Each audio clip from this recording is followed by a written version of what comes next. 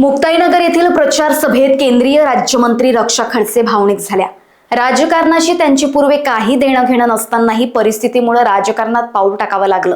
स्वर्गीय निखिल खडसे यांच्या अकस्मात निधनानंतर आलेल्या जबाबदारीमुळे त्यांना जनतेसमोर उभं राहावं लागलं।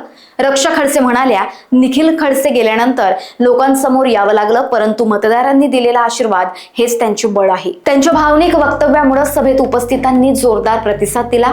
घोषणाबाजी आणि टाळ्यांच्या गजरात मतदारांनी उत्साहानं त्यांना दाद दिली।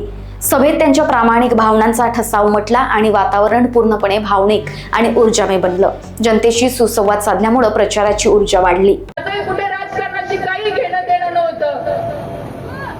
स्वर्गीय निखिल भाऊ आपल्यात निघून गेले, त्यावेळेस ती परिस्थिती माझ्यावर आली, मला आपल्या समोर यावं लागलं आणि मी आली आणि तुम्ही सगळ्यांनी मला आशीर्वाद दिले आणि त्या आशीर्वादामुळे मी आज तुमच्या समोर आहे। तुमच्यासाठी मी काम पण करते, कारण की ती माझी जबाबदारी आहे। लोकवाहिनी न्यूज करिता ब्युरो रिपोर्ट, जळगाव।